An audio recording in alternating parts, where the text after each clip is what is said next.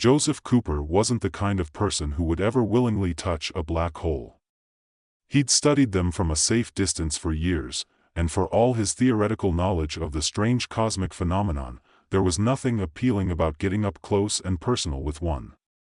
But today? Today he was standing inches away from a miniature black hole in a high-tech vacuum chamber at the university's top-secret astrophysical lab. The lab was chaotic, papers scattered everywhere, scientists running around in frantic motion, and the usual assortment of beeping machines filling the air. Joseph leaned against a counter, sipping from a mug of stale coffee. The mug had been his trusted companion for years, a faded ceramic thing that had seen him through countless late nights and early mornings. "Joseph, can you focus?" Sarah Mallory, his colleague and one of the few people who didn't mind his sarcastic wit, snapped from the other side of the room. Joseph glanced up lazily. "Focus? I am focused. Very focused," he said, with an exaggerated seriousness. "I just think the universe has been overhyped. I mean, what's so great about a black hole, really?" Sarah rolled her eyes. "I swear, sometimes you have the maturity of a 5-year-old. She pulled on a pair of thick gloves, adjusting a set of complicated controls near the miniature black hole suspended in the containment chamber. The tiny anomaly was floating there like a pure nothingness, its event horizon a swirling mass of dark energy that defied everything Joseph thought he knew about physics. Despite his flippant attitude, Joseph couldn't help but stare. The black hole was mesmerizing in a way that made his heart race. It was so small, yet so utterly terrifying. Like the universe itself had managed to squeeze an entire galaxy's worth of destruction into something smaller than a pinprick. "Everything looks good," Sarah muttered, pressing buttons on the control panel. She looked over at Joseph. "Now, just for the fun part, witnessing the creation of the first artificial black hole." Joseph raised an eyebrow. "You mean we're creating a black hole?" Sarah smirked. "You're the one who's always talking about black holes. You don't get to chicken out now." Joseph opened his mouth to argue, but before he could, the lights flickered. The entire room hummed, a strange resonance vibrating through the floor. The black hole in the chamber began to grow, just a little, but enough to make Joseph's gut tighten. "That's not supposed to happen," Sarah said, her voice suddenly far too calm. Joseph's eyes went wide. "What the hell did you just do?" "I didn't," but before Sarah could finish her sentence, the black hole pulsed. A wave of energy shot out in every direction, rippling through the room like an invisible tidal wave. Joseph felt the surge of force wash over him, a bizarre sensation that made his hair stand on end. "Sarah! What did you—" The room spun. The world, just for a moment, tilted. And then everything stopped. Joseph's vision blurred. The air turned heavy, oppressive. He tried to move, but his body felt like it was sinking into quicksand. And then it happened, his stomach churned as the black hole, small and seemingly harmless, expanded into his body. A shockwave of energy surged through him. He could feel the pull, tiny, but enough to make his heart race and his limbs feel weightless. Then, just as suddenly as it had started, it was gone. Joseph blinked, confused. He stood up straight and looked around the lab. Everything seemed normal. Sarah was yelling at the control panel, but he couldn't hear what she was saying. Everything was muted. He swayed on his feet and reached for the nearest desk, gripping it tightly to steady himself. His hand, instead of pressing against the wood, slipped through it, like it was made of liquid. He pulled his hand back, wide-eyed, and glanced at Sarah, whose face was now a picture of panic. Did I? He looked at his own hand. No, not his hand. It was warping, bending in ways it shouldn't. Time seemed to slow for just a second, and in that brief moment, he saw it, the black hole, right there, contained within his own body. A new, strange sensation coursed through him, something like a current running through his veins, but colder. Sharper. It felt like every part of him was connected to the universe now. Every atom. Every molecule. "What the hell happened?" he murmured, his voice barely audible. Sarah was still shouting at the control panel, oblivious to him for the moment. She wasn't even looking at him. Joseph looked down at his hand again. It was glowing. Like the core of a star, soft and flickering. He reached for his coffee mug, his mind racing. But before he could touch it, his hand, his fingers, twitched of their own accord. The mug lifted into the air, spinning slowly. He couldn't explain it. He hadn't meant to do it. The black hole. It had to be the black hole inside him. He took a step back, and the mug floated toward him, hovering just above his outstretched hand. "Okay," he muttered to himself, feeling the weird pull of the energy inside him growing stronger. "Let's not lose our heads over this." He reached out, and the mug dropped right into his hand. There was no explosion, no sudden rupture in space. It was almost too easy. Sarah finally turned, looking at him with wide eyes. "Joseph, what did you just?" Before she could finish, the mug dropped. It shattered on the floor. He stared at the pieces, then at Sarah, who was still frozen, unable to process what was happening. "That was weird," Joseph said, looking at his hand again. "Okay," Sarah said, taking a deep breath, "this is bad." The next few hours were a blur. The lab's engineers and physicists scrambled to assess what had gone wrong, but Joseph couldn't stop thinking about the feeling inside him. The black hole. It wasn't just in the chamber anymore. It was inside him. He didn't understand it. How could he? He wasn't the one who had been working on the experiment. But the more he concentrated, the more control he seemed to gain. His thoughts twisted, and with them, so did the space around him. He was beginning to understand it. He was the epicenter of this anomaly. It was his reality now. "Joseph," Sarah called, her voice laced with tension. She stepped toward him slowly. "We need to figure out what's happening." You're doing this." Joseph blinked. "What do you mean, I'm doing this?" "You've infected the system somehow," Sarah said, gesturing to the computer screens that were glitching around them. "The black hole's power, it's inside you." She trailed off, her eyes widening. "Oh God, it's spreading." Joseph looked around the lab again. The power had started to ripple outward, like a disease spreading across the surface of the planet. Already, the strange pull in the air had started to affect the nearby desks, the light fixtures, even the floor. The room was warping. Stretching.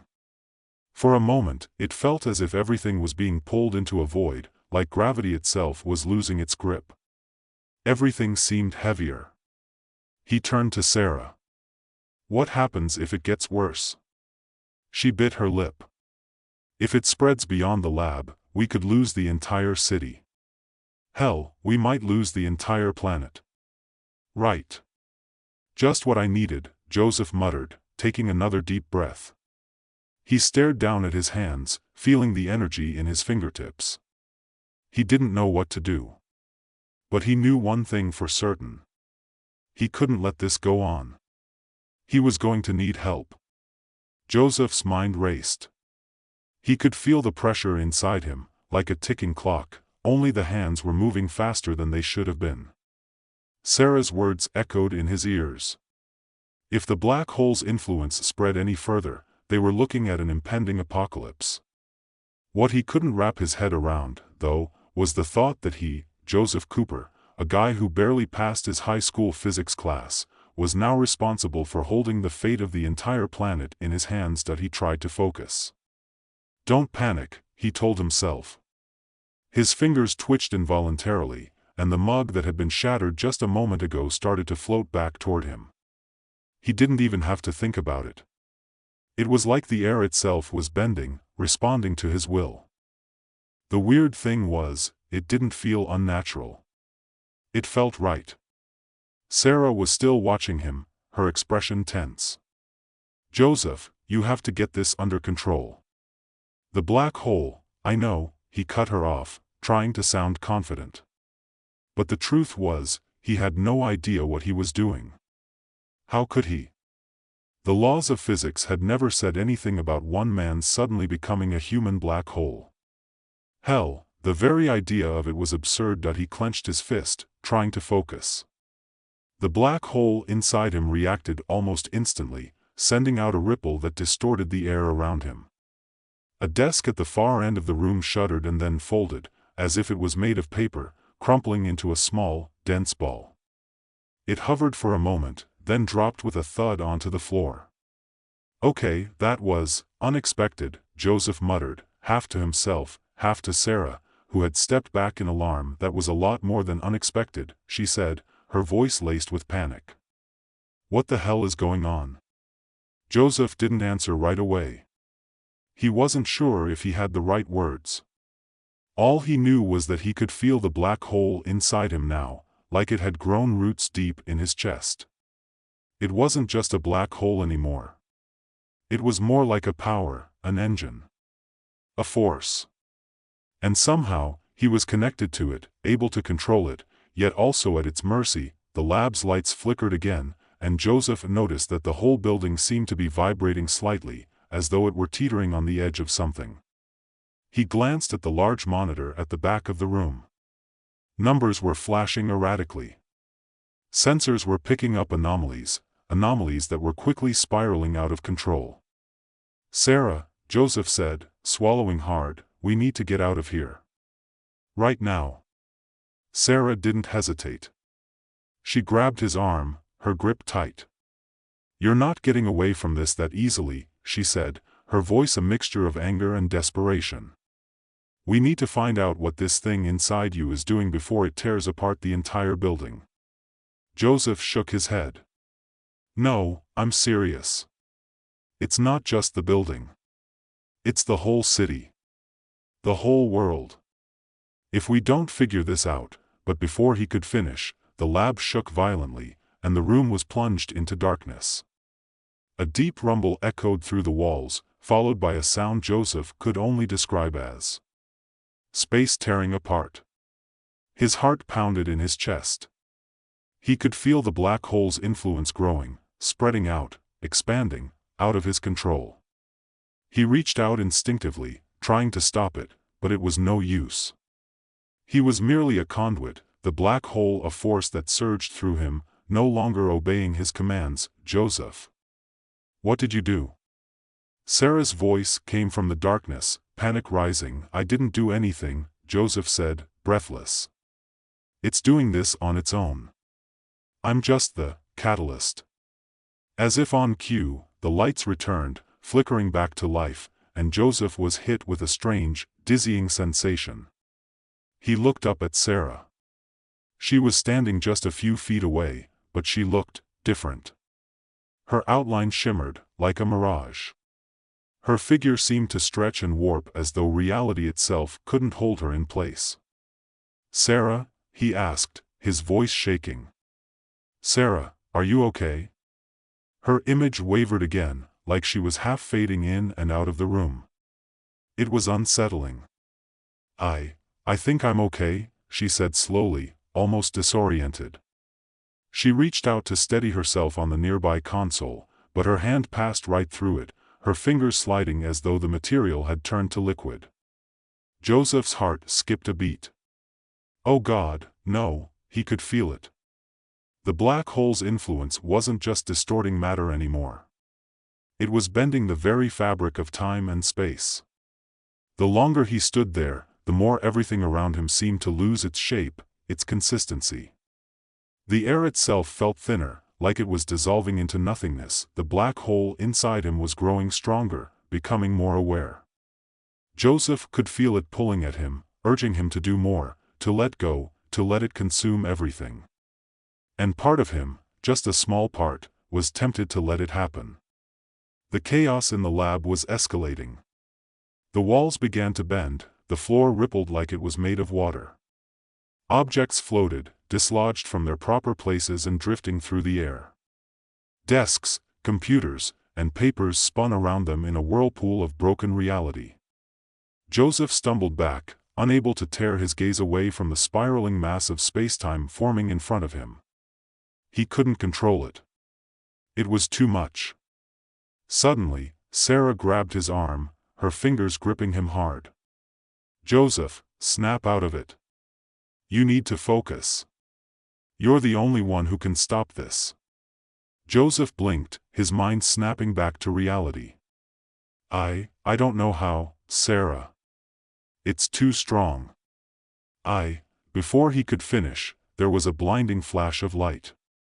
The world seemed to implode around them, collapsing in on itself. The sound of air being sucked into the black hole was deafening. And then, everything stopped. For a moment, everything was still. The distortion faded, and the room returned to some semblance of normalcy. But it wasn't really normal.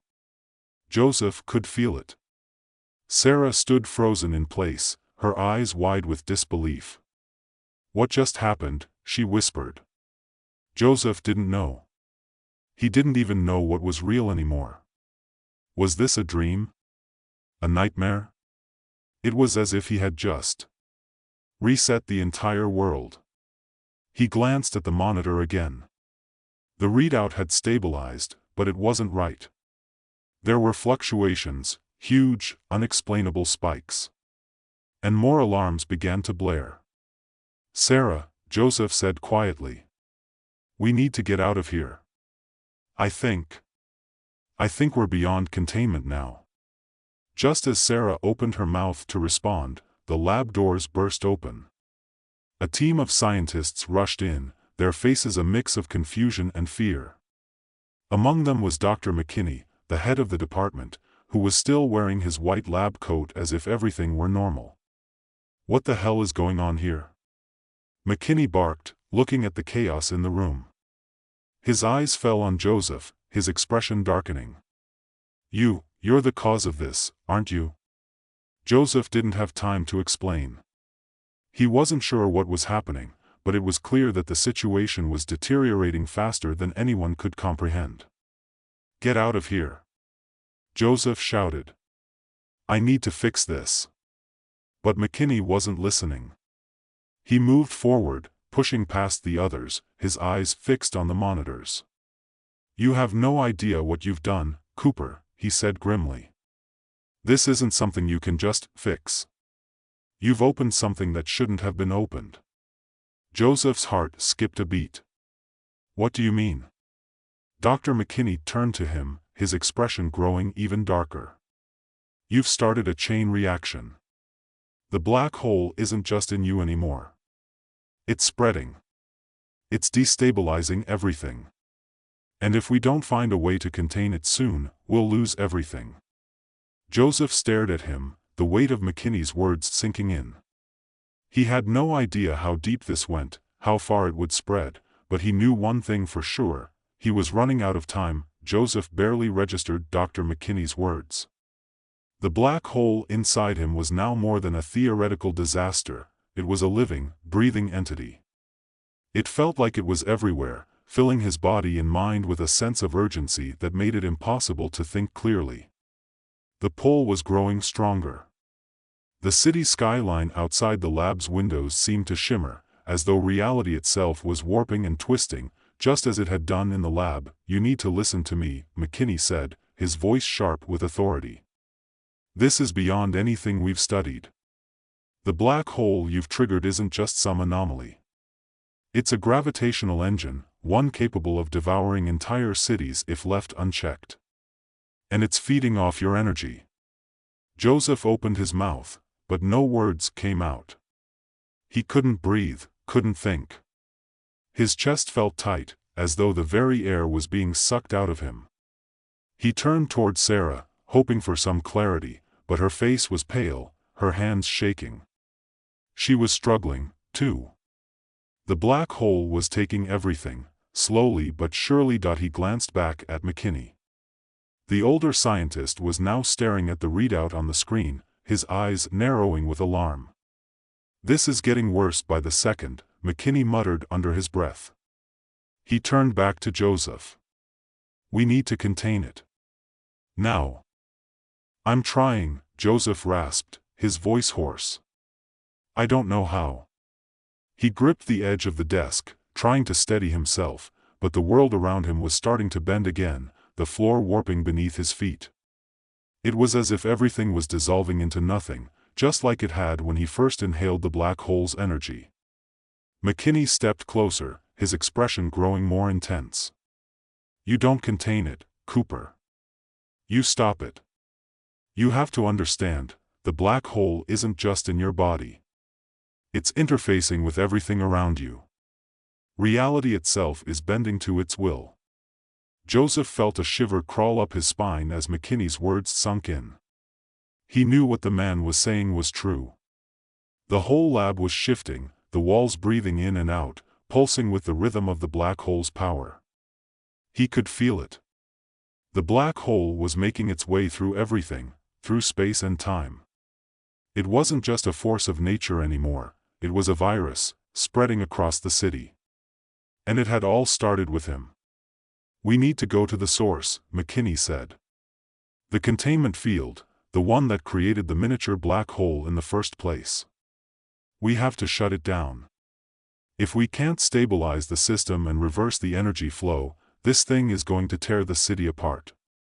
Joseph nodded, his mind still racing. He felt Sarah's hand on his arm, pulling him toward the door. He couldn't hear her voice, but he could feel the desperation in the way she tugged at him. He had to move, had to do something before everything was lost. The hallway outside the lab was nothing like it had been when they entered. The walls were rippling, like waves crashing on a distant shore. The very ground seemed to be shifting, folding in on itself, with cracks opening up like the teeth of a monster about to devour the building. It was clear now that the black hole's influence had spread far beyond the lab.